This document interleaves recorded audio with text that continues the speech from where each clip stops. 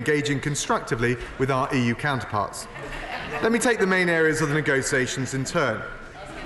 On the withdrawal agreement, while there remain some differences, we are closing in on workable solutions to all of the key outstanding issues, building on the progress we made during the summer on issues such as data and information, the treatment of ongoing police and judicial cooperation in criminal matters, and ongoing union judicial and administrative procedures after the date of exit. We have also been discussing our proposals on the linkage needed between the withdrawal agreement and the future relationship, and the EU is engaging constructively.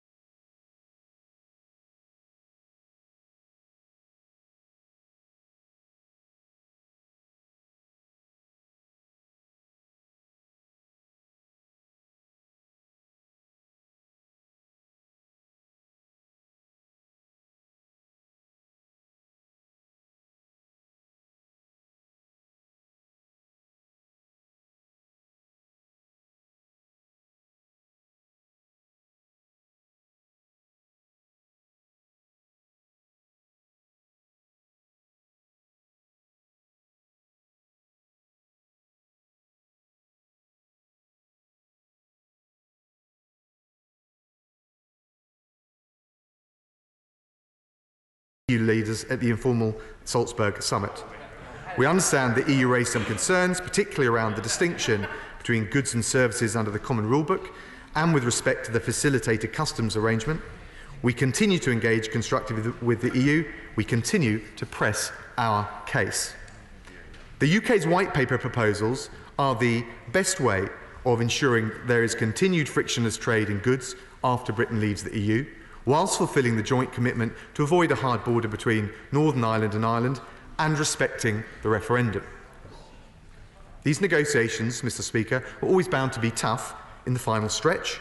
That's all the more reason why we should hold our nerve, stay resolute and focused, and I remain confident we will reach a deal this autumn, because it is still in the best interests of the UK and the European Union. It is the best way of protecting trade between Britain and the EU, trade which underpins jobs across the continent. It's the best way of making sure we continue to cooperate seamlessly on security matters, to tackle crime and terrorism, to keep UK and European citizens safe. And it's the best way to avoid a hard border in Northern Ireland that would adversely affect communities living there, or indeed separating Northern Ireland from Great Britain, which we will not countenance. To achieve these aims, the UK has brought forward serious and credible proposals. We continue to engage with the EU to press our case and to better understand the nature of some of their concerns. Equally, it is time for the EU to match the ambition and the pragmatism that we have shown. Mr. Speaker, while we intensify our negotiations to secure the deal that we want, the deal that we expect, we are also expediting the preparations for no deal, in case the EU do not match the ambition and the pragmatism that we have shown. As the Prime Minister stated on the 21st of September, after the Salzburg summit, the government has made clear we will unilaterally protect the rights of EU citizens in the UK in the event of no deal. To the 3 million here, we say, you are our friends, you are our neighbours, our colleagues, we want you to stay, and we will be setting out the details as soon as it's practicable. We also now urge the EU and all its member states to step up and give the UK citizens on the continent the same reassurances. Mr. Speaker, it is time on both sides to provide all our citizens with that comfort and with that confidence. Since I last updated the House in September, we have published 52 more technical notices in 2 further batches. They inform people, businesses and other key stakeholders of the steps they need to take if we don't reach a deal with the EU.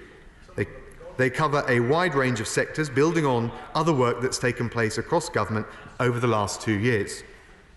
They cover and they enable us to prepare the UK for Brexit irrespective of the outcome of the negotiations. They acknowledge that there are risks to a no-deal scenario, but they also demonstrate the steps we will take to avoid, mitigate and manage any potential short-term risks and disruption.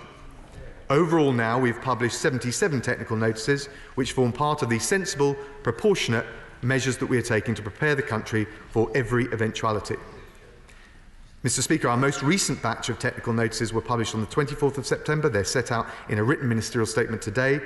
And there are 24 which range from aviation and the advice for airlines on the impact of no deal and the actions for them to consider to maintain services on the day we leave the EU, through to car insurance and the arrangements to ensure green cards will be available free of charge from insurance companies to enable UK drivers to continue to drive on the continent. The publication of the technical notices enables further engagement as part of our no-deal planning. So, for example, our earlier technical notice on VAT set out the VAT changes that companies will need to prepare when importing or exporting goods from the EU, when supplying services to the EU or interacting with EU VAT IT systems. That one was welcomed by the British Chamber of Commerce, and we are grateful to them, and indeed we're grateful to all of our stakeholders for their constructive, ongoing engagement on that necessary planning. More broadly, Mr. Speaker, I've met with the British Chamber of Commerce, the CBI, the Institute of Directors, the EEF and the Federation of Small Businesses as part of the Government's Business Advisory Group on the 17th of September to make sure we're explaining our negotiating proposals and no-deal planning and listening to UK businesses of all size and across all sectors. We will keep providing people and businesses with the advice they need as we negotiate our exit from the European Union. We also keep working with the devolved administrations on all aspects of our planning for exit. I attended the Joint Ministerial Committee on the 13th of September. It has now met 12 times, and our last meeting was a valuable opportunity to give the devolved administrations a full update on the negotiations, as well as discuss the necessary no-deal planning. We continue to listen very carefully to all of their views. Mr. Speaker, that is the way, with a concerted effort on all fronts, that we have put ourselves in the best position to make the very best of Brexit, and I commend this statement to the House. Sir Keir Starmer. Mr. Speaker, can I thank the Secretary of State for advance sight of his statement, and it's always good to see him in his place. But can I politely point out that it would have been much better if this statement had come from the Prime Minister? It's no good hiding behind the badging. There's no good hiding behind the badging of the Salzburg summit as informal. It was the Prime Minister who pushed for Brexit to be on the agenda at Salzburg. It was the Prime Minister who was there to lead the negotiations, and it was the Prime Minister who failed to secure a breakthrough. So it should be the Prime Minister, not the Secretary of State in Parliament this afternoon, explaining what went wrong. Mr. Speaker, after all, whilst the Prime Minister was negotiating in Salzburg, the Secretary of State was busy writing gimmicky letters to me about Labour policy. And it would have...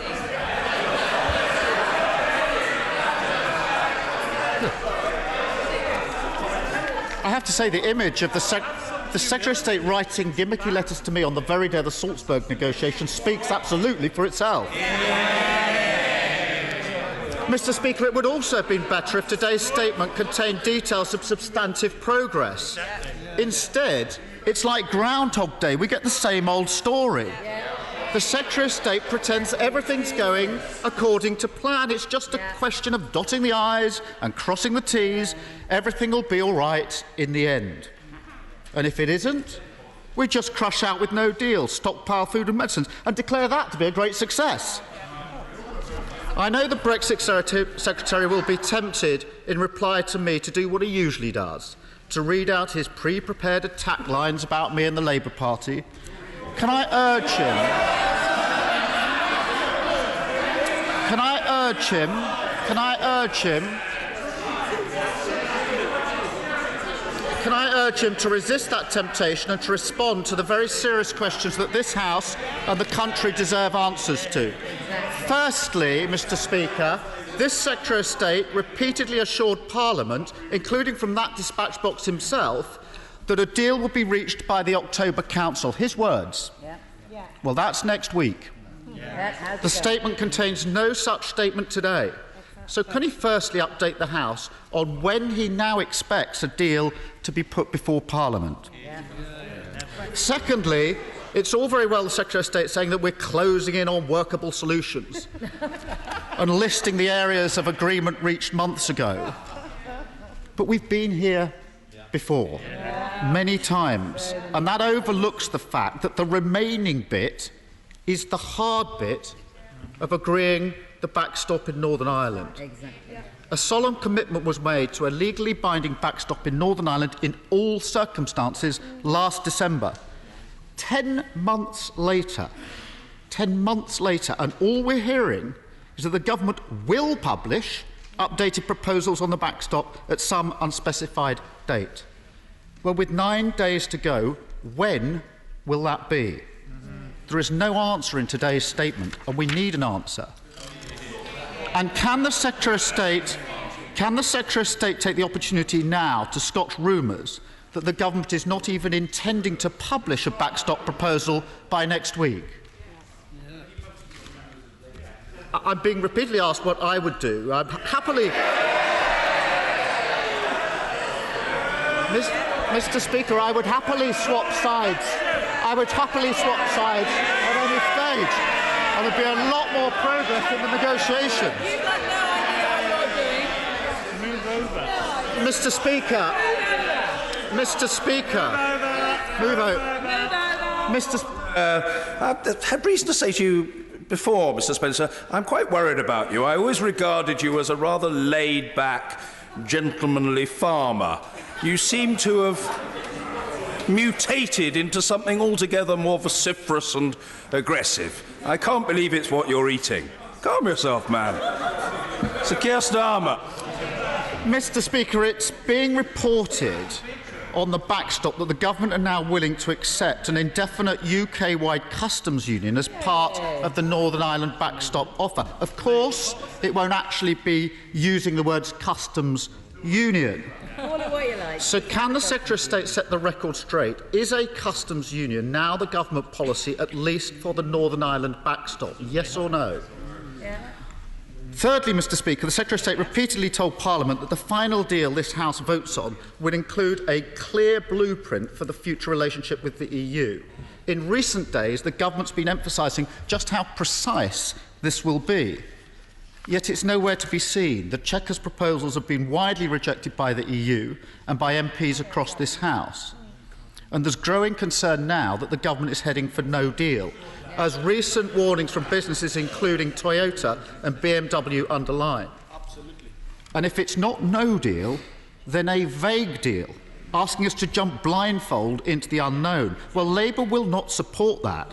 So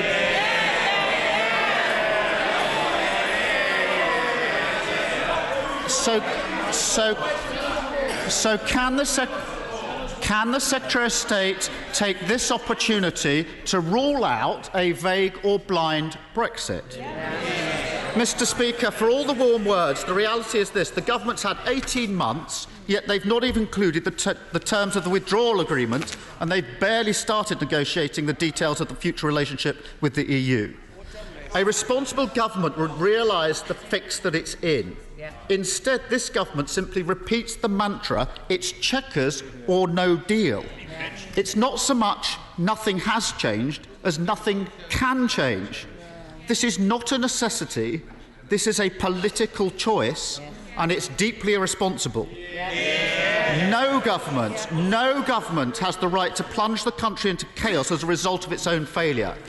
Time is running out, but there's still time to change course, and I urge the Secretary of State to do so. Thank you. Well, can I thank the Shadow Brexit Secretary for his opening remarks, at least. He asked a number of questions. First of all, the Prime Minister would not normally update the House on an informal summit, and that was not the practice under the previous Labour governments, as he probably well knows. He asked me about the October Council. We've always been clear we would aim for the October Council, but there would be leeway that it might slip into November, and I think we're still clear on that. The October Council next week, of course, will be an important milestone. We expect that to be a moment where we will make some progress and of course, as I've said already in my remarks, we need the EU to match the ambition and the pragmatism that we've showed. He asked about whether we were signing up to an indefinite customs union for Northern Ireland. No, categorically, that is not correct. Well, I set out very clearly in my statement, if you were paying attention. He also talked about investment into this country. I was surprised that he didn't therefore welcome the recent decision by Rolls-Royce to increase its investment in the UK, or the decision by Unilever to maintain its dual UK-Dutch structure. He referred to my letter asking him for some of the most basic questions on Labour's policy on the substance. He's almost become the prince of process, arguing about protocol and procedure, but can't argue a single question on the substance. In reality, we got some of the answers at the Labour Party conference, because we had the Shadow Brexit Secretary say that Labour would whip a vote against any deal outside the customs union that the United Kingdom strikes with 27 other EU member states. So let's just be clear on this. If all 28 governments agree on a deal that works for the UK, that works for the EU, the Labour front bench, at least, would vote against it, would try and veto it. Worse still, we've got the leader of the Labour Party, I'm glad that he's here to answer for this, who has opened the door to a second referendum, a thinly veiled ruse to reverse Brexit altogether. It is now clear, Mr. Speaker, to every voter that the Labour leadership have trashed their promise at the last election to deliver on Brexit. They've allowed political opportunism to consume what's in the national interest, and they've demonstrated yet again that they are just not fit to govern. Mr. Kenneth Clark. Mr. Speaker, our opening position from the Chequers meeting is that our offer is that we will join part of the single market, so long as we don't comply with all the rules as they are at the moment of the single market, and we'll join the customs union so long as we're allowed to have an exception allowing us to put holes through the tariff wall with our own third-party agreements with other countries. And the other EU leaders have been signalling for months that that is unacceptable, and that's not so far got us very far.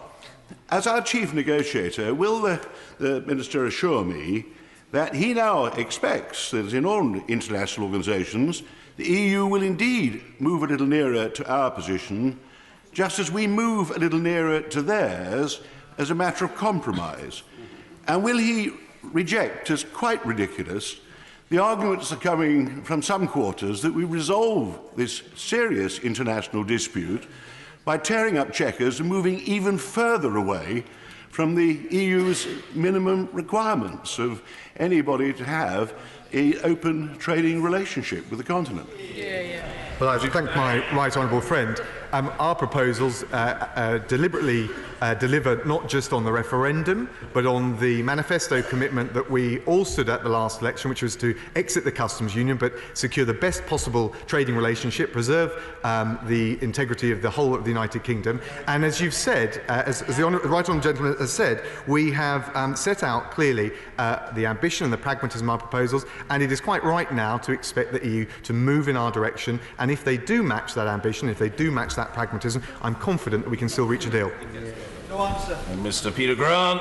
Thank you, Mr. Speaker. I'm grateful to the Secretary of State for advance sight of his statement, both the advance copy of today's statement that I got a few hours ago and the statement he gave us on the 4th of September, which was basically an advance statement, an advance copy of today's statement, because very little seemed to have changed since then. It's been nice to spend some time again listening to ministers from a united, competent government who very much of the citizens of the nation You should try it. and to listen to political debate, political disagreements being heard and debated in a respectful and consensual manner. But then I had to leave early for SNP conference and come down here, and everything has changed. Mr. Speaker, we still do not know what the government intends to propose to the European Union or Northern Ireland. We know a litany of what they're not going to do that has to be thrown over every time to keep the DUP on side. We do not know what is being proposed on Northern Ireland. We're running out of time, Mr. Speaker. We need answers very, very quickly indeed. There's a brief update on the EU's response to the trade package in Chequers proposal. They didn't raise some concerns about it. They said it will not be acceptable to their member states. Yeah. It's not going to happen. Chequers has been bounced. Take it off the table and try again. And can I gently correct the Secretary of State that the single, simplest and easiest way to achieve everything that the government says they want to achieve through Brexit is to stay in the customs union. Yeah. We welcome the progress that's been made and the commitments that have been made on citizens' rights, but the rights of these citizens would never have been under threat had it not been for the unilateral decision to come out of the single market. If they're that worried about the rights of future generations of citizens, stay in the single market. Why can't we do that, Mr. Speaker? Because of an unnecessary, dogmatic, unilateral decision that was taken by the Prime Minister almost before the negotiations had even started. From day one, the approach has been dictated by hardliners who, if they're lucky, constitute 1 in 5 of the Parliamentary Conservative Party, who couldn't manage 1 in 10 of the membership of the present House of Commons.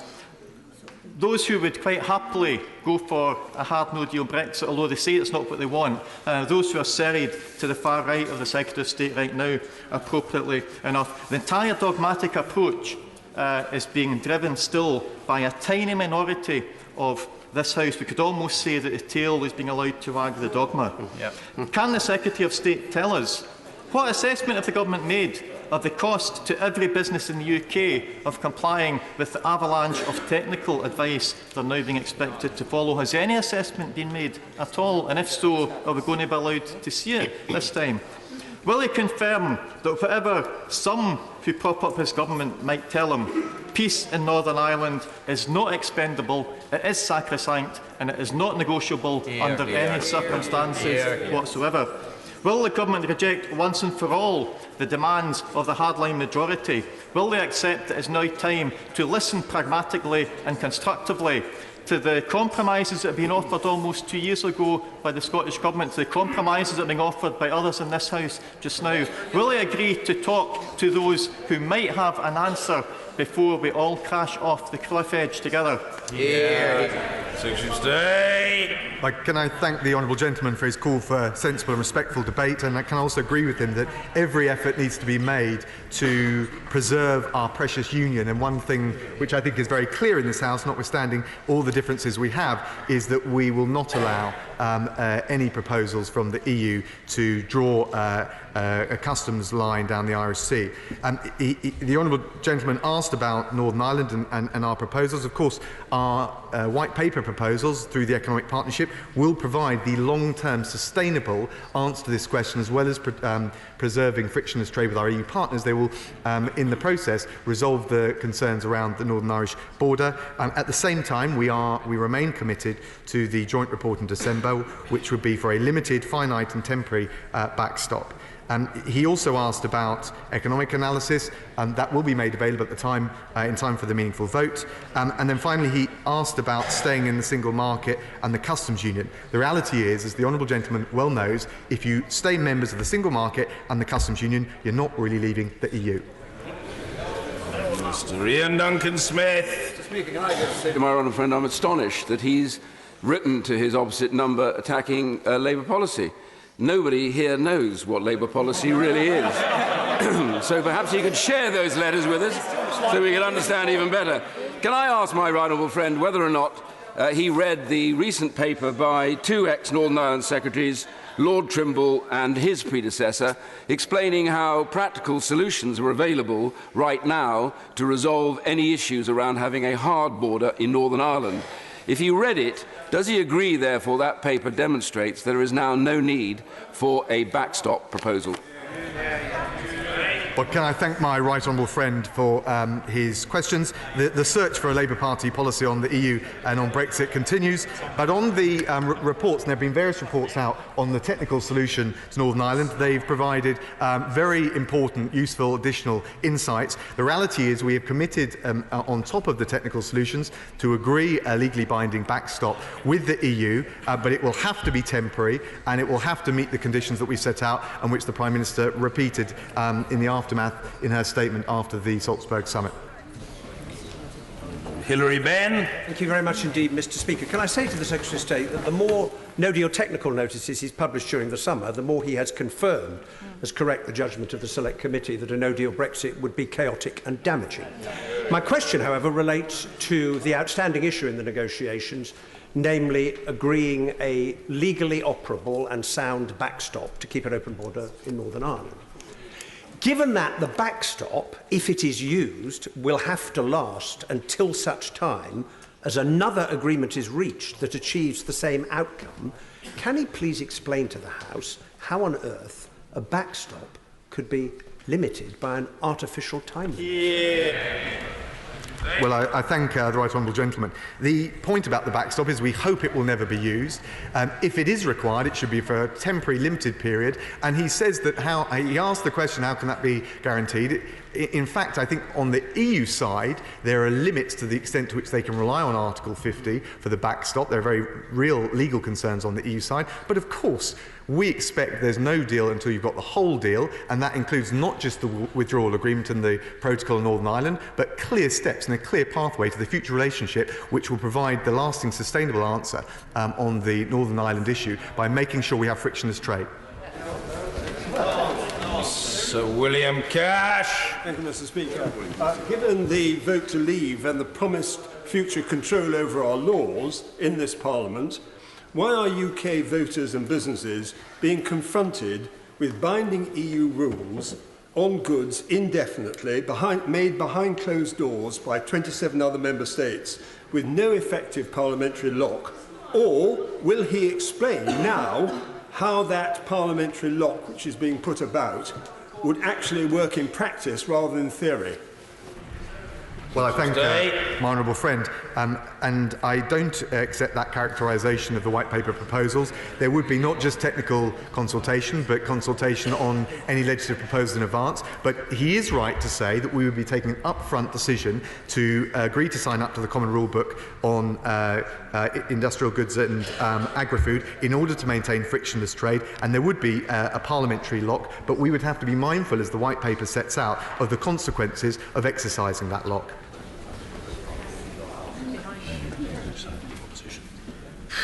Yvette Cooper.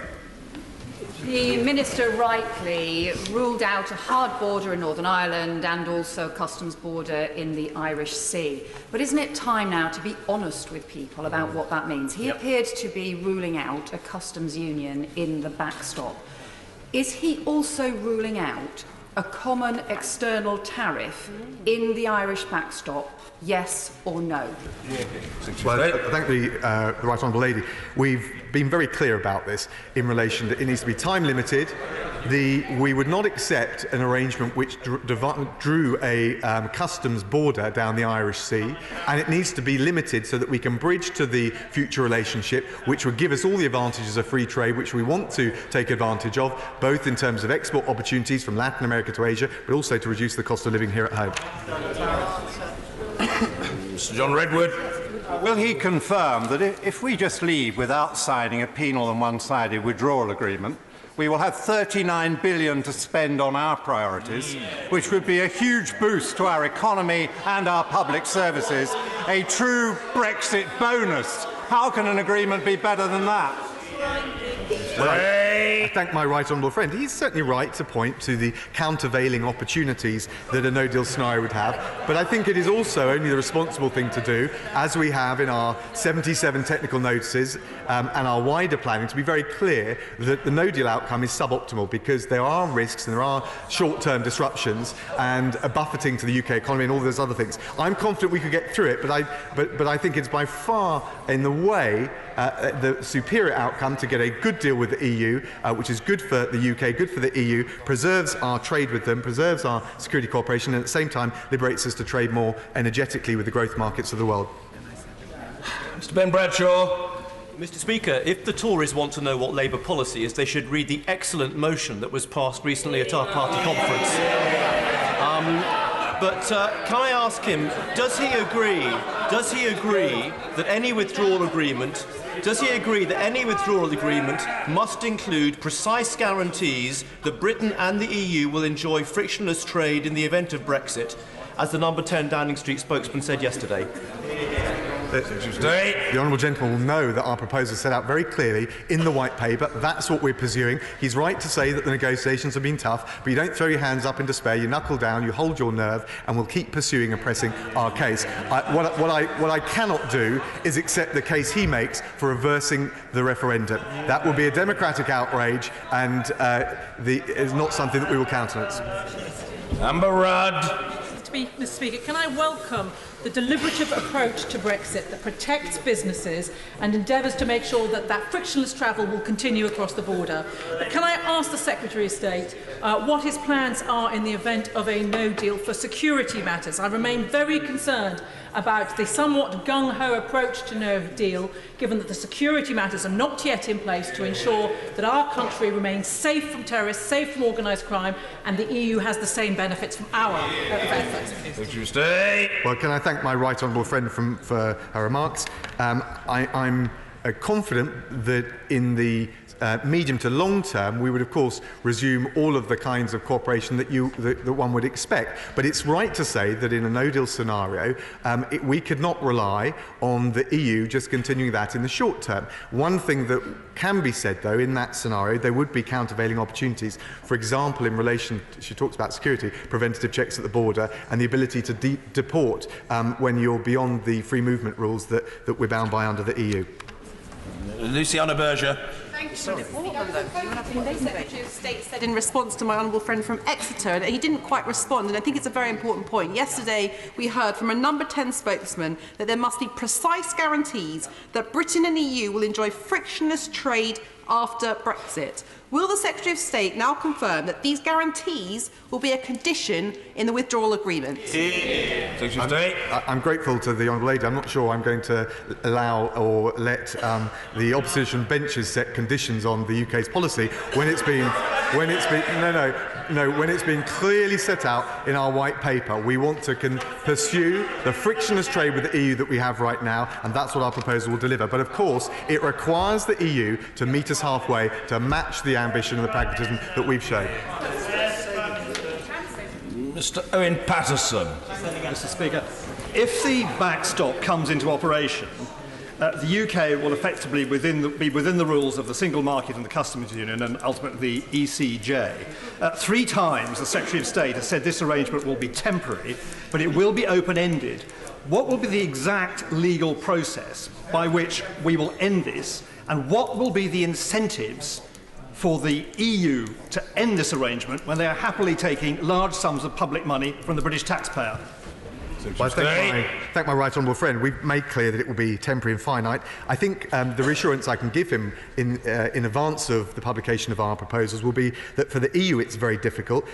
From their perspective, there's a difference in the way the customs union is described, because for them it would normally include free movement and the rules on free movement, which in the case of the backstop wouldn't apply. So there will be a lot of pressure on the EU, both legally and as a matter of policy, to end the backstop, and we will not agree to anything which does not have a clear process and steps to exit. And I'm afraid the honourable lady doesn't. Mr. Nigel Dodds. Thank you, Mr. Speaker. The idea that the sort of proposals that are floating about from the EU side, and indeed some officials on our side in Brussels, are necessary to prevent a hard border on the island of Ireland is, of course, complete rubbish. There already is infrastructure on the border, and there already are financial, fiscal and other differences because it's an international border. Of course it can be managed. But can I draw the Secretary of State's attention to what the Prime Minister said in her commitments to Northern Ireland on the 6th of December, which she said no new borders within the United Kingdom. The whole of the UK, including Northern Ireland, will leave the customs union and the single market. And on the 17th of December, she agreed that nothing would be done to create any border, constitutional, political, economic or regulatory, between Northern Ireland and the rest of the United Kingdom. Does he stand by that? Because he needs to understand that as far as we are concerned, as a Democratic Unionist Party, we will not tolerate anything that separates Northern Ireland from the rest of the United Kingdom in terms of customs or single market as we leave the European Union. We've been clear about that from day one. It's why we had the debacle in December. Let's not repeat that mistake. Well, listen carefully to the honourable gentleman. He registered his position very clearly. We intend, as he knows, because we've been engaging on this issue, we intend to honour all the commitments we've made back in December, and we will not do anything which would be a threat to the economic or constitutional integrity of the United Kingdom. Oh, I'm sorry to see the honourable gentleman looking mildly anguished. We must hear... No? Well, I'm very heartened to hear it. We must hear from the voice of Harwich and North Essex, Sir Bernard Jenkin. Thank you, Mr. Speaker. Can I commend my right honourable friend in the government for being absolutely determined to avoid any new infrastructure at the Northern Ireland border? And can he explain what the policy of the government would be if we leave the European Union with no deal, and therefore there is no backstop, and we have a customs frontier? Will the government implement the technical measures to maintain an invisible customs frontier, and will he rule out any new infrastructure at the border between the north and the south? Can I thank my honourable friend? We've been clear we will see no return to the hard border under any circumstances, and that's been made clear not just to all parties in Northern Ireland but also to the Commission in Brussels. Liz Kendall. Thank you, Mr. Speaker. Let me try this again, because the Brexit Secretary is trying to shimmy his way out of this. Yesterday, the Prime Minister's spokesman said, and I quote, "There can be no withdrawal agreement without a precise future framework on trade." True? Yes or no? True. Sir Desmond Swain. Any decision to exit a backstop agreement must be one for Her Majesty's government, mustn't it? My honourable friend is absolutely right that we could not allow any third party, or in this case the EU, to have a lock on the process, and that it could not last indefinitely. Mr. Christopher Leslie. Commend the Minister for his frank answer to my honourable friend for Leicester West, because it sounded as though he was finally ruling out the notion of a blindfolded Brexit, this question that somehow in the withdrawal treaty there wouldn't be precise guarantees for frictionless trade for the future relationship. So will he make sure that when he brings that motion before the House, if that is exactly what is presented, we will have full details about all of that trade relationship for the future? Well, first of all, there's no question of some kind of blindfolded Brexit. We're going to be agreeing a withdrawal agreement and the Northern Ireland Protocol, and we want to make sure in the political declaration on the future relationship that we have enough detail, enough of the substance, so that this House and the country at large understand the choice of the model of economic and security cooperation that we're going to be pursuing. Mr. Damien Green. Mr. Speaker, my right honourable friend has rightly paid much attention to the Northern Ireland border. Can I draw his attention to other important borders, notably the cross-channel border and all the trade that comes through Dover and through the roads of Kent every day? Can he assure me that the deal he's looking for will ensure frictionless trade through the port of Dover, so that we avoid any kind of local chaos on the roads in Kent and more wider economic chaos in the supply chains of manufacturing industry throughout this country? This is a very, very important part of the negotiations. Can I thank my right honourable friend? He's absolutely right that our proposals are designed, as well as the issue of Northern Ireland, to guarantee frictionless trade, and in particular for those manufacturing businesses that rely on those supply chains. And it's a critical element of the white paper proposals, and that's why we're pressing it so hard. Mr. Stephen Kinnock. Thank you, Mr. Speaker. The Secretary of State has said that the backstop has to be time limited. Could he just share with the House which particular date he has in mind and how he came to settle on that date? We're not in a position yet to give a date, but all that can be. But we'll publish that when we publish the proposals in the round. But what can't be allowed to happen is to allow either Northern Ireland or the UK as a whole to linger in an indefinite limbo of the customs union. Mr. Stephen Crabb. Thank you, Mr. Speaker. The intransigence shown by the EU at Salzburg and some of the other antics there would have reminded every Leave voter in the country, and a great many others, that leaving the EU is the right thing to do. But how confident is my right honourable friend that we will see that outbreak of spirit of pragmatism that he spoke earlier in order to land that deal later this autumn? Well, I thank my right honourable friend. I think he's right in his summary of the Salzburg summit, but I think the thing to do in a negotiation like this is to keep your cool, hold your nerve, and keep doing the professional statesman-like thing, which is exactly what our Prime Minister has done. In terms of confidence of reaching a deal, we can't control the other side, but I think the prognosis is good, because it is in the EU's interest, just as much as the UK's interest, to get a strong deal on everything from trade to security cooperation, to secure the livelihoods and the jobs on both sides, and in particular to keep UK and EU citizens safe. Vera Hobhouse. Thank you, Mr. Speaker. At the heart of the Brexit promise was that we can gain full control, free ourselves from EU institutions and regulations while maintaining the same economic prosperity we have enjoyed during 40 years of membership. Isn't it time, Mr. Speaker, that we come clean, that both simultaneously are not possible? There is a choice. We can choose Brexit or we can choose prosperity. No, I don't accept that sort of binary choice. The one thing we must all do in this House as Democrats is respect the result of the referendum, but what we're seeking to achieve and secure is the win-win of retaining our strong trading and security links and cooperation with our EU partners, but be free not just to take back control of our own laws, but also to trade more liberally with the growth markets of the future, as I said, from Latin America to Asia. Steve Baker. Speaker, time and again, customs experts from a range of countries in the EU, including Holland and Ireland, tell us that a free trade agreement can be made to work across the Irish border using pragmatic arrangements.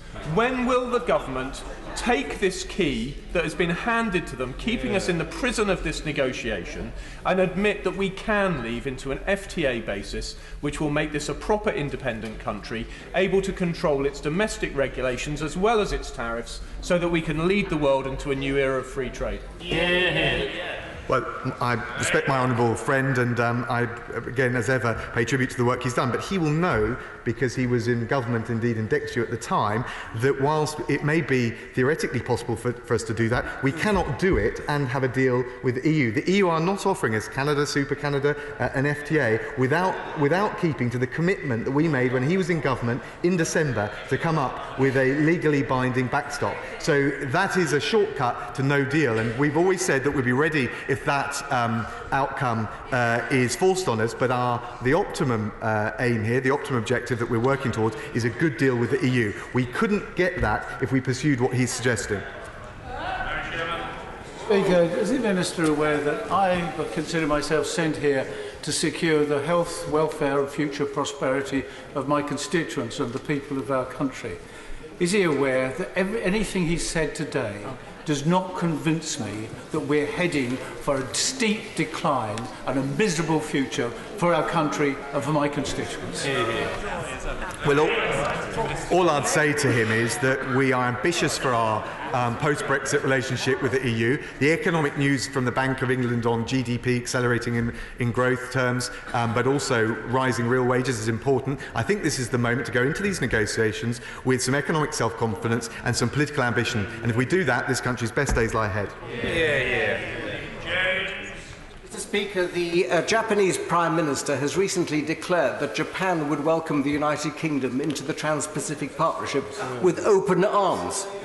Does my right honourable friend agree that membership of the TPP is highly attractive and should be pursued, but does he also agree that membership of it is virtually impossible for so long as we remain part of the customs union? My honourable friend makes a very important point. He's also making a point. We want to pursue trade deals, whether it's with the US, whether it's with the Asia-Pacific countries, precisely because it is better than purely leaving on no deal in WTO terms. But I certainly accept the premise and the assumptions underlying his question, which is that we should not allow ourselves to remain in the customs union, because we would then avoid all of those opportunities of Brexit which we need to grasp. Alison McGovern. Thank you, Mr. Speaker. My constituents are worried about the political declaration to come from the Secretary of State, because so far all they have heard is warm words and political rhetoric, which doesn't, Mr. Speaker, guarantee their jobs. So can I ask the Secretary of State a simple question? Define frictionless. Well, can I just say to the Honourable Lady, and I've listened to her in this debate, and she always makes sensible and constructive arguments, but we haven't just given warm words. We've set out in our white paper, 100 pages long, detailed proposals on the frictionless trade that she refers to, on security cooperation, and if she wants to give some reassurance to her constituents, I think she can point to that.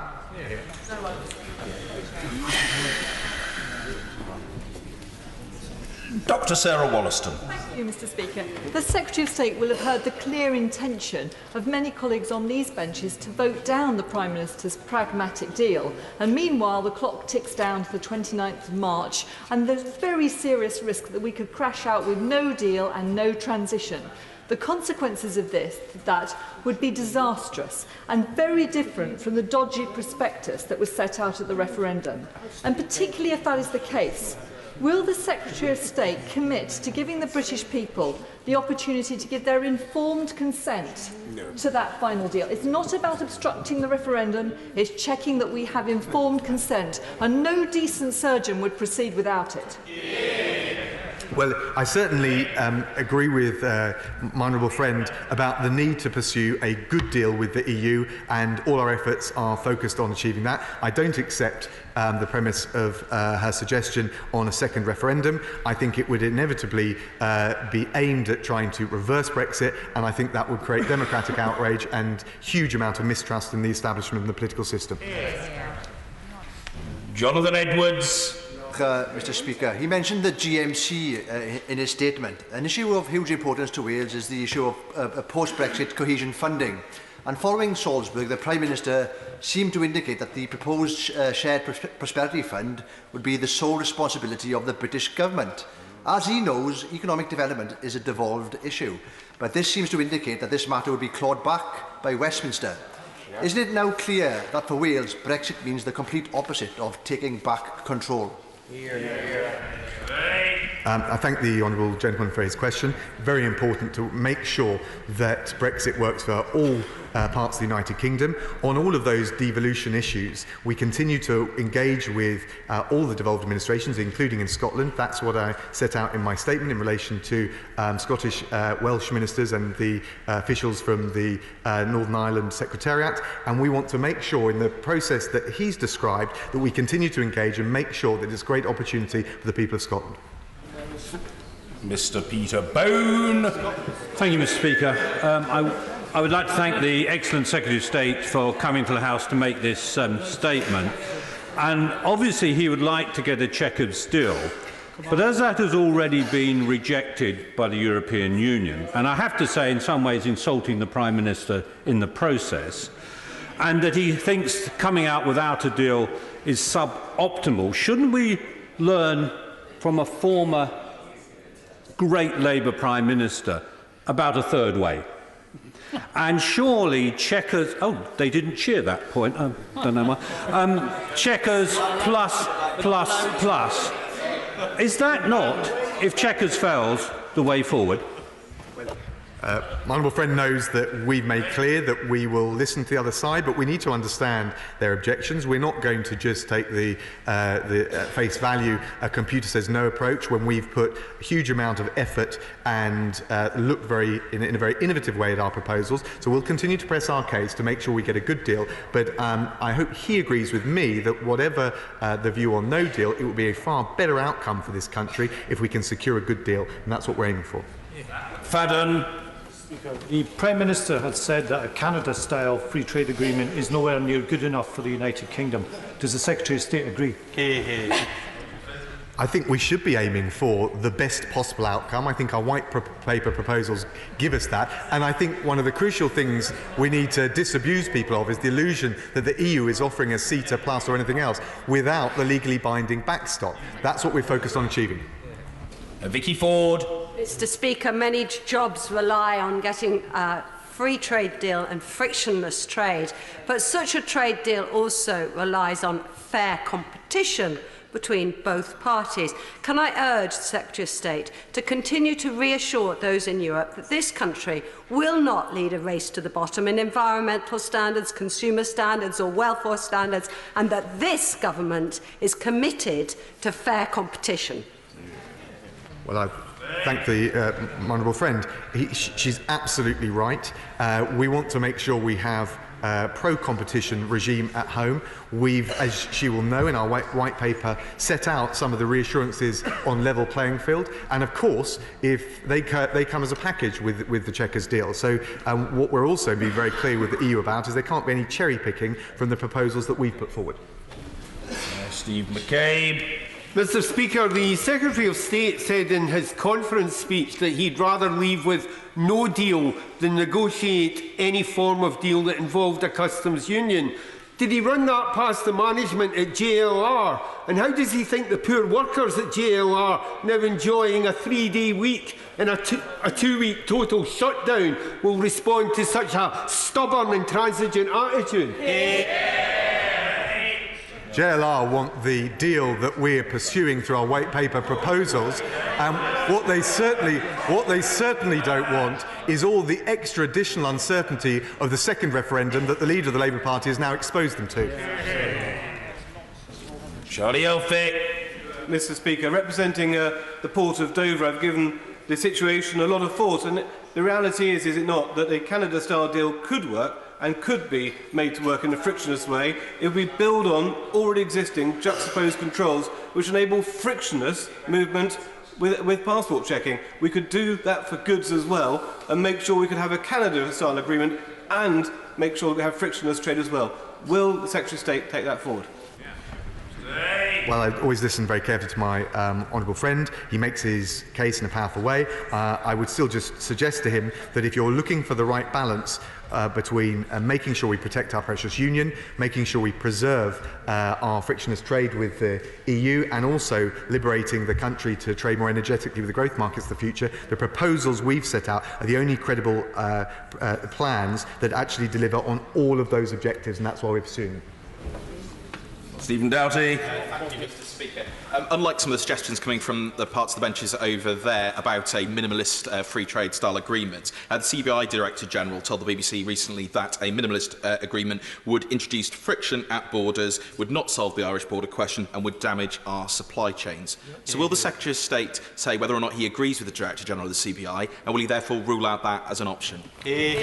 Well, we can't rule out leaving with no deal because we don't have full control of the EU, but he will know, and I addressed the CBI, their President's Committee recently, they are fully supportive and want to see the government's approach as laid out in the White proposals delivered, and he should get behind them. That's not what they said they want. James Morris. Can I commend the Secretary of State for his approach to these negotiations, notwithstanding their difficulties? He talked about pragmatism, and businesses in my constituency across the West Midlands are very pragmatic, and what they want to see as an outcome of these negotiations is ensuring that we can do free trade deals around the world in order to be able to stimulate exports and improve our prosperity. Can the Secretary of State reassure me that that is still a centrepiece of what we're trying to achieve in these negotiations? Yes, my honourable friend is absolutely right, and he's also right to talk about the opportunities of the future for businesses. But it's, I think, also right to say that an energetic global free trade policy is good for consumers at home as well, because reducing prices eases the cost of living for lower middle income families. Alan Brown. Thank you, Mr. Speaker. In his statement, the Secretary said that the government's expediting their no-deal preparations, and he also referenced the technical note on aviation. Now, the technical note on aviation advises the airlines that they themselves will need to secure permissions from the national authorities of each state they want to fly to, and they'll also need to get permission and authorisation from the European Aviation Safety Agency. So can you explain why telling airlines they need to sort it out themselves is making preparations for a no deal. Well, the technical notices set out our proposals and all the actions that airlines and the aviation industry should take. We can't control what the EU would do in a no-deal scenario, but as they've already set out earlier this year, that is one area where they would envisage at least some sort of bare-bones agreement, and I think that's important for giving people and the industry the reassurance they need. Andrew Bridgen. There's been much talk of the Irish border in relation to the Brexit discussions. Indeed, it has become a political football. But does my right honourable friend agree with me that he is ignoring the political reality that he's restated today in part, that the UK will never enforce a hard border on the island of Ireland, that the Republic of Ireland will never enforce a hard border on the island of Ireland, and neither the UK nor the Republic of Ireland are going to allow the EU to enforce a hard border on the island of Ireland? Well, he's absolutely right in his depiction of the UK position, and I think it's also an accurate reflection of the position of the Republic of Ireland, and I can't say what the EU would do in that scenario, but I think it is important that we continue to strive and forge a good deal on the terms that we've set out, which avoids the need for any of that to be even in question. Anna McMorrin. With respect, can the Secretary of State hear himself, just weeks away from needing any deal, no closer to an agreement, urgent no-deal planning, civil contingency plans, secret COBRA meetings, security in Northern Ireland at risk, businesses and industry expressing grave concerns? Isn't the only real democratic thing now is to put this back to the people and let the people decide? I would just say to the Honourable Lady, I think reversing the referendum would be a big mistake and create huge distrust in our democratic system. But what you have to do in a negotiation like this, which is going to be tough in the final stretch, is hold your nerve and keep your calm and recognise that the EU will always try and drag these negotiations along. She's ignored a lot of the progress that I did set out in my opening statement. What you don't do is start blinking or panicking at this stage. What we're going to do is hold our course and deliver a good deal for this country. Mr. Marcus Fish. Mr. Speaker, my part of Somerset has one of the highest degrees of exports to the rest of the world as opposed to the EU. But for every minute that the rest of the world thinks that we may remain in some sort of customs union or common external tariff alignment, the rest of the world is not interested in negotiating with us about future trade. When will the government publish its version of the backstop? Well, can I thank my honourable friend? I think he's right that we need to be clear on our approach, and one of the advantages when we secure a deal, as I'm confident we will this autumn, and the publication of our political declaration, it'll be very clear the course we're charting, in particular retaining control over our tariffs, which will put us in a good position to deliver free trade deals which will benefit his constituents. Thangam Debonair. Thank you, Mr. Speaker. Does the Secretary of State have any examples of any other process so monumental for our constitution, our way of life, our businesses, our jobs and our trade and our environment to be taken place over such a minute space of time? And will he not consider that this is insufficient time for our businesses, our universities, our healthcare and so on, to prepare for what may turn out to be a no-deal Brexit? Hear, hear.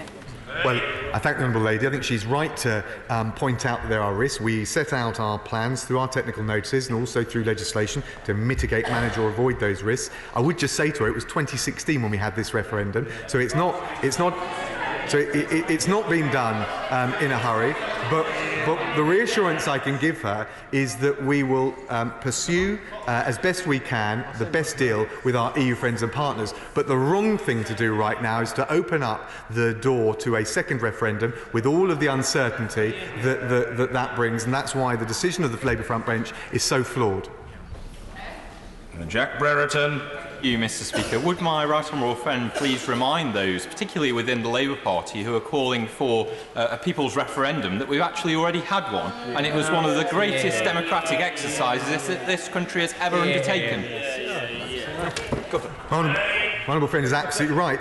And beyond that, At the time we passed the legislation, all parties on all sides agreed and made statements saying we would respect the outcome. And I think the one thing that fuels mistrust in the political system is when, having made those commitments, people and politicians reverse on them. That's only likely to fuel the kind of mistrust in the system that we need to avoid. Clive Efford. Mr. Speaker, the entrance of the Prime Minister to the platform just before her speech at Conservative Party conference was one of the worst examples of restricted freedom of movement we've seen since the referendum. But given that she's restricted her movement today and not come to the House to make this statement, is that a sign to us that Chequers is dead? And can the Secretary of State stand at this dispatch box and tell us that whatever it is we will be voting on will be based around Chequers? Well, I can tell the honourable gentleman, first of all, that I'll pass on to the Prime Minister your advice to take dancing lessons from himself, but I'm not sure that's going to be taken up immediately. But what I can tell him, that we're going to continue to chart a course based on our white paper proposals for all the reasons I've set out, because it's good for trade, good for jobs and good for maintaining the security cooperation that we want to continue with our EU partners and friends. Mike Wood. Mr. Speaker, I welcome the more positive language coming out of Brussels over the weekend. But does my right honourable friend agree that whilst warm words are very well, it's time for the EU to match that language with actual movement if we're to reach a mutually beneficial deal this autumn? My honourable friend is absolutely right. The time for warm words is over. It's the time for deeds and actions and political decisions. And I'm confident we can get there, as I said before, if the EU match the innovative approach that we've taken. The EU has often been at its best when it's actually been rather innovative rather than dogmatic and relied on dry legalism. If they can find it there and produce the political will and meet us halfway, I'm confident we can get a good deal in the way he described. Mr. Stephen-Timms. Thank you, Mr. Speaker. When the Select Committee met Michel Barnier on the 3rd of September, he set out 4 reasons why the EU could not accept the proposal on the facilitated customs arrangement and the common rule book for goods. The Select Committee then published its evidence. So why did the Prime Minister not know, apparently, when she went to Salzburg on the 19th of September, that those key elements in her Chequers proposal had already been rejected by EU member states? It's been said she's been insulted, but she should have known that that was their position.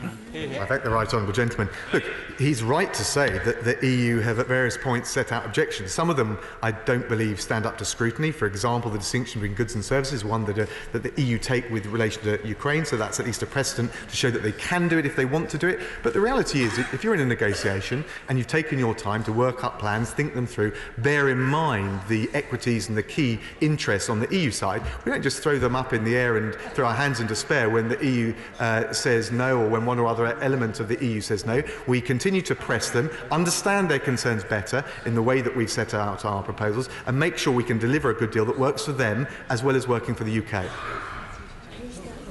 Rachel McLean.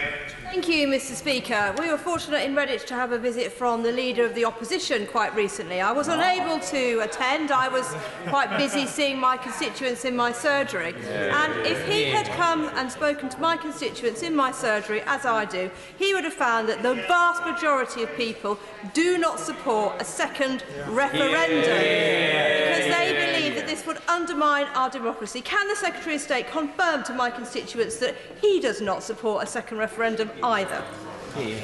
Well, I can happily confirm that neither I nor the government would support a second referendum, and of course it would be a betrayal not just of her voters but all of the many Labour voters that at the last election thought that the Labour Party was serious about respecting the verdict in the referendum. In Greenwood.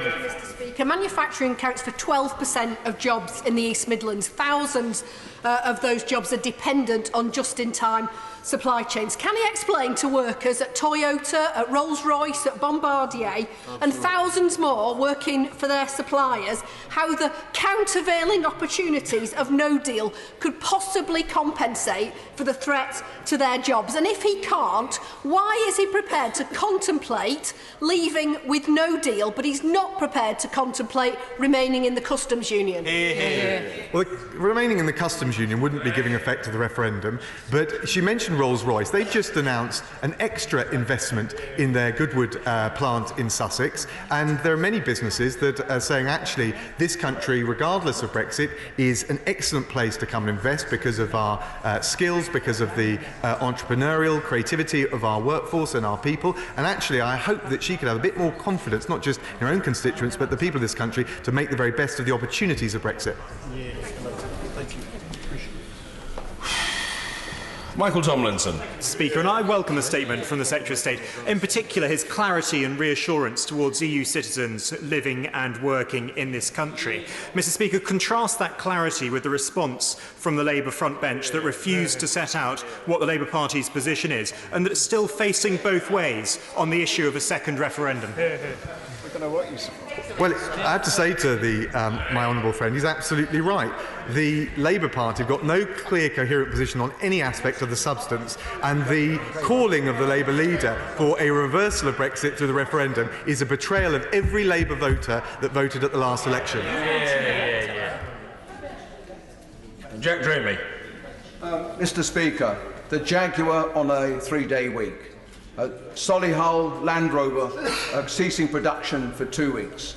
The company, the workers and their union unite working together, but it's becoming ever more difficult. Can I ask the Secretary of State this? Will he rule out any deal that does not guarantee frictionless trade and access to the single market, vital to the future of the jewel in the crown of British manufacturing, which is automotive generally and Jaguar Land Rover in particular? And will he disown those on his side who, when faced with warnings from the industry about the potential catastrophic consequences of no deal or a hard Brexit, wrote them off, saying that they were, in their words, making it up? I would say to the honourable gentleman, I agree with him, we need to listen to businesses, and I explained in my oral statement the steps that we're taking to make sure we listen to businesses in all sectors and of all sizes. That's an even stronger reason why he and other members opposite should get behind this government's approach, because through the white paper we can guarantee frictionless trade with our EU partners whilst expanding our global opportunities. But the one thing that would cause more uncertainty for businesses is the prospect that's being dangled by the leadership of the Labour Party of a second referendum. Absolutely. Andrew Bowie. Mr. Speaker, we heard it here today. The Labour Party are calling for a second referendum. The SNP are calling for 2 second referendums. So does my right honourable friend not agree that whilst it's always been the case that only this party has any plan to take us out of the European Union, we are now the only party left in this place that actually respects the democratic will of the British people? My honourable friend is absolutely right, and I don't know what Brenda and Bristol would think about all the proposals coming out opposite, but actually the vast majority of the people in this country want to see a bit of unity of purpose, want to see us get the best deal, and are fed up of the political opportunism opposite. Wes Streeting. Thank you, Mr. Speaker. In reply to my honourable friend, the member for Leicester West, the Secretary of State confirmed what the number 10 spokesman said, that there must be precise guarantees that Britain and the EU will enjoy frictionless trade after Brexit as a condition of the withdrawal agreement. The question is, does he agree with that position?